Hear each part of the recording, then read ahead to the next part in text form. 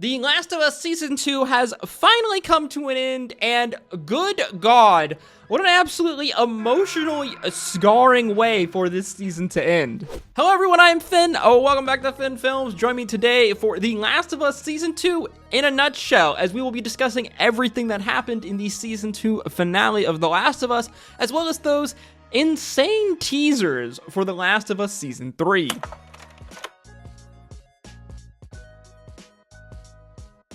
So last time on The Last of Us, we watched an elaborate series of flashback scenes detailing the breakdown of Ellie and Joel's relationship over their years in Jackson. Each of these flashbacks being on Ellie's birthday, as we see Joel's love for Ellie on display.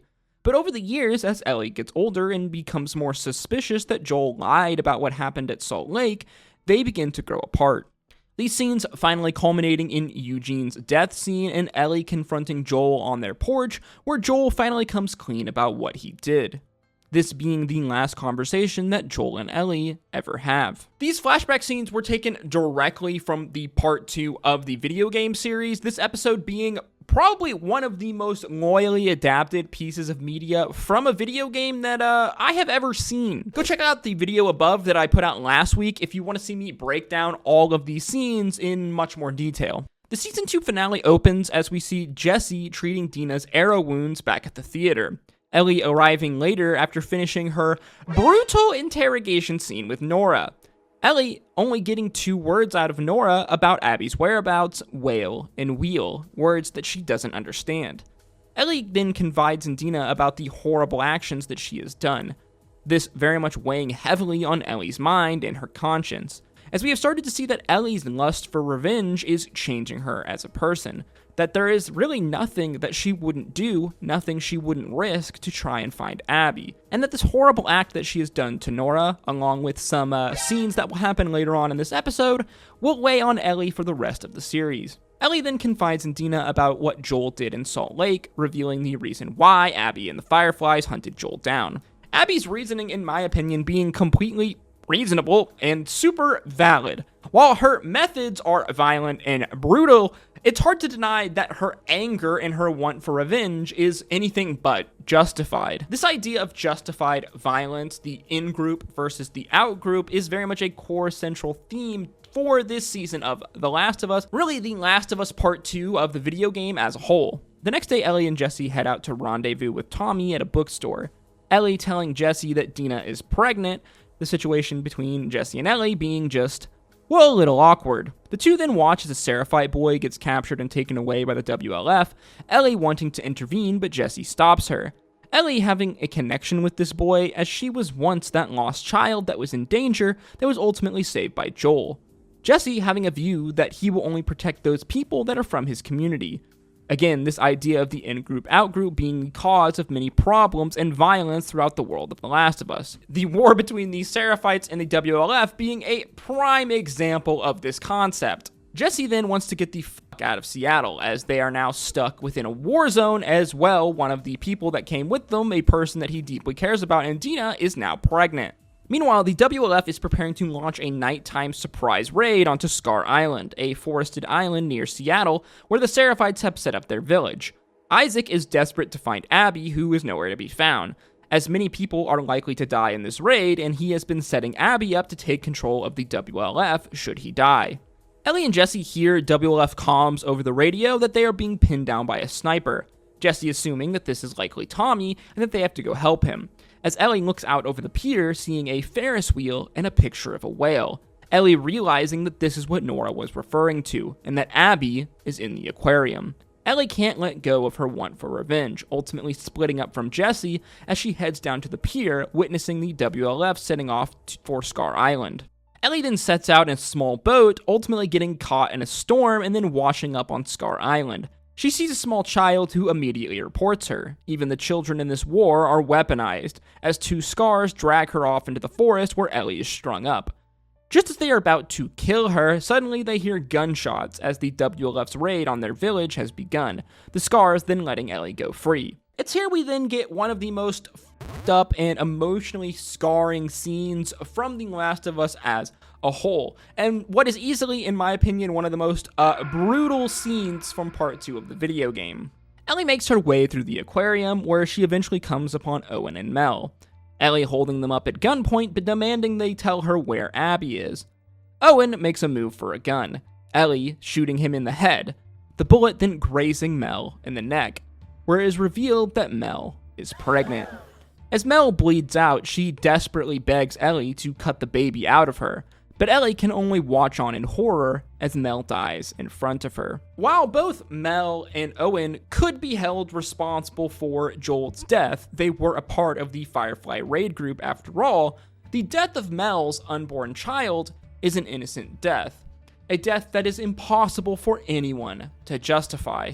This being a really kind of major turning point for Ellie as a character, who up until this point has been willing to do anything, to sacrifice anyone and everyone, sacrifice all of her morals, and kill anyone who stands in her way to ultimately get that revenge that she wanted. But now she has seen the consequences of this person that she has become, and what the cycle of violence has ultimately led her to do, making us, the audience, wonder if this will finally be the moment that will cause her to switch off this cycle of violence, to cause this wheel of violence to ultimately come to an end. Tommy and Jesse ultimately come and save Ellie, taking her back to the theater. Here, Jesse and Ellie have a heart-to-heart, where it seems like they finally put their differences aside, and it seems like Ellie has potentially finally moved on past her desire to avenge Joel. Suddenly, though, they hear Tommy yell out, Jesse and Ellie rushing to his aid, bursting through these doors, when Jesse is shot in the fucking head, dying instantly. Yeah, they really do my boy Jesse dirty like that. Just like in Game of Thrones, it's really not safe to be a moral character in The Last of Us. Ellie surrenders to Abby in an attempt to save Tommy, Abby holding him at gunpoint, shocked to see that the person that has been hunting her is Ellie, the girl that she let live. The irony of this being that Abby in many ways created Ellie by murdering Joel, just how Joel created Abby by murdering her father. Suddenly, though, a gunshot rings out as the screen fades to black. The scene coming back to where we are shocked to see Abby waking up in downtown Seattle on day 1, as Season 2 of The Last of Us ends on a major cliffhanger and teaser for Season 3. Season 3 being revealed to be focused around Abby's point of view over these 3 days, as Season 2 of The Last of Us finally comes to an end. Holy shit, dude. What an absolutely insane emotional roller coaster that was Season 2 of The Last of Us as a whole. Before I really get into kind of my deeper thoughts and opinions on this episode, as well as Season 2 of The Last of Us as a whole, first we need to go over this cliffhanger for Season 3. So fans of the video game series will know that Part 2 of The Last of Us, the video game, shifts perspectives back and forth between Ellie and Abby as kind of our playable protagonist characters. Yes, they make you play as Abby, Joel's killer, throughout this game, which is completely savage and, in my opinion, an awesome choice. Yes, you can imagine that many fans of the video game series, especially Part 1, were, a little peeved to learn that they would be having to play as Abby, the killer of everyone's favorite character, Joel, in Part 2 of the video game. Now, I am a massive fan of both of these two characters, both Ellie and Abby, not only because they are voice acted by two members of Critical Role, Ashley Johnson and Laura Bailey, respectively, but because in many ways, both of these two characters, Ellie and Abby, are basically two sides of the same coin. They are far more similar than either character would probably really like to acknowledge, and the decision to make us the player play as Abby in this game, and the decision to show us Abby's perspective then in Season 3 of the live action show, I think is important, because it lets us, the audience, know, as well as the players, whenever you are playing the video game, relate to these characters and further understand specifically Abby's perspective. This is extremely important because, as I have stated in basically all of these videos, the major theme of The Last of Us Part 2 in Season 2 is very much the cycle of violence, the wheel of violence. The fact that Joel's desire to save Ellie, and thus the violent acts he committed, ultimately created Abby. The fact that years later, Abby's violence, her want for revenge, is ultimately the thing that creates Ellie then going and hunting down Abby. The question then being, when will this cycle of violence come to an end? And as the cycle continues to play out, we start to wonder who really is the good guy in this story.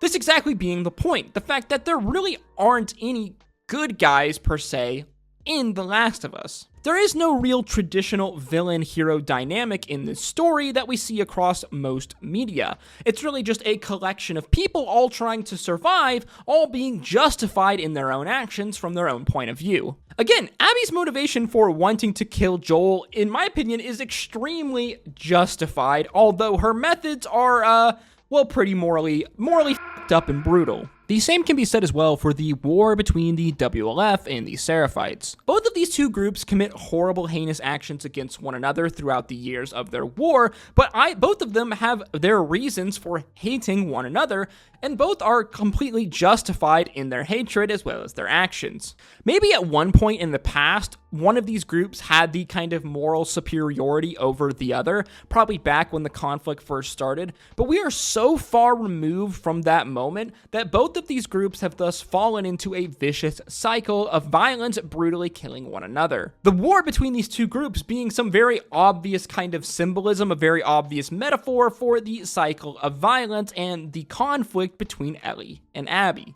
Ellie across season 2 has really made herself out to be, well, not a very likable character. Over this season, we've seen Ellie become selfish and rash and brutal, willing to risk everything to get the revenge that she desperately craves. But really, for what? Killing Abby won't bring back Joel, and it likely won't make her really feel any better in the long run. Yet we see that she is constantly willing to risk her life, Dina's life, as well as commit horrible actions that ultimately kind of break her spiritually in order just to make this possible.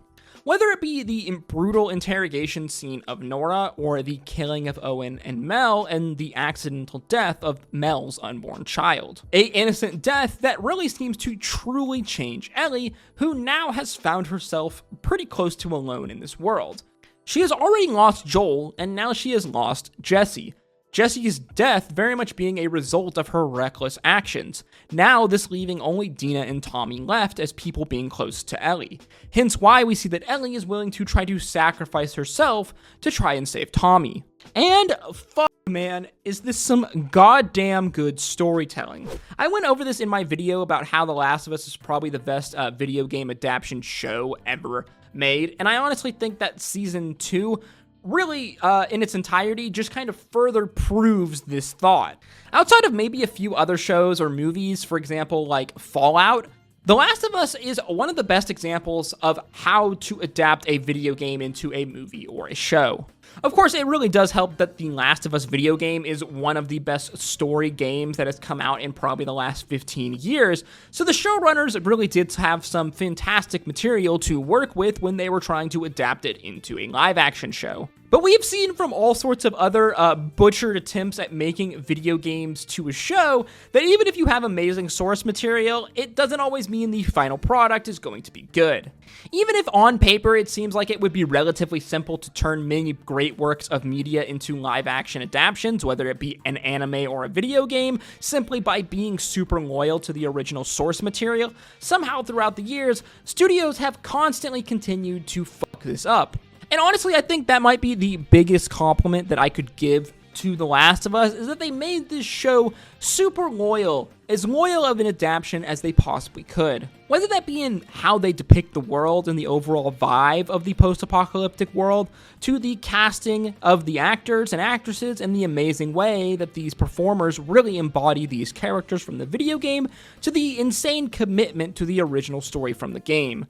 I mean, the amount of scenes that are almost one for one to the video game and how they look, as well as in the dialogue of the characters, is actually mind-blowing at times. And even when they do make changes to the story, these changes themselves usually only serve to enhance the overall story and give more context to the world that the video game has created. Really, I think that's one of the awesome things about The Last of Us show when you compare it to the video game. The video game, because it's a video game, can only take the perspective of the playable characters, whether that be Joel, Ellie, or Abby. But the show can give us perspective and details of many of the other characters to really further flesh them out. For example, like Jesse, Tommy, Dina, and Eugene.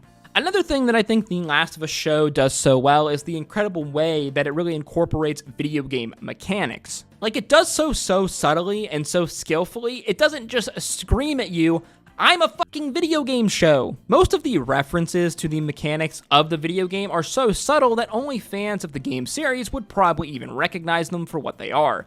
Whether that's how they use stealth mechanics in the game when dealing with infected, or the way that you traverse the post-apocalyptic world through maneuvering and climbing on various objects. Again, if you've never played the video game series and you're just watching this show, then you probably wouldn't even realize that all of these are very subtle references to many video game mechanics from the series, and that these mechanics are very iconic for The Last of Us as a game. This subtlety being very much a far cry from like many other video game movies and shows that we've seen throughout the years.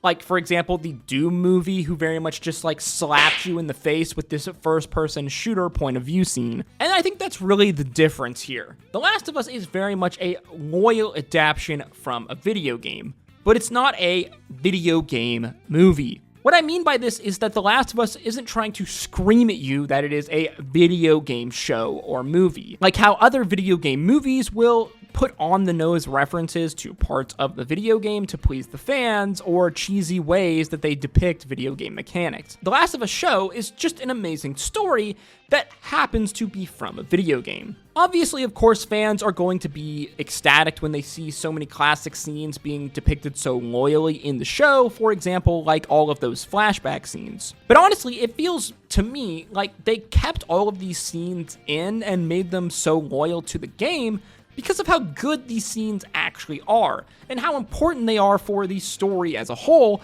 rather than just like a moment of fan service. Video game adaptations have long been kind of like a holy grail for like studios out there, as they are an easy way to like get access to a huge ravenous fan base. But for far too long, I think that video game fans have only really had disappointment when they watch their favorite video games be butchered into like either a movie or show adaptation. Now though, with the likes of like The Last of Us and the Fallout series as examples, I think we've finally seen these studios really seem to get it. Really seem to understand what we, the fans, want to see when we see our favorite games be put onto the big screen. To see these games be treated right, be treated with respect.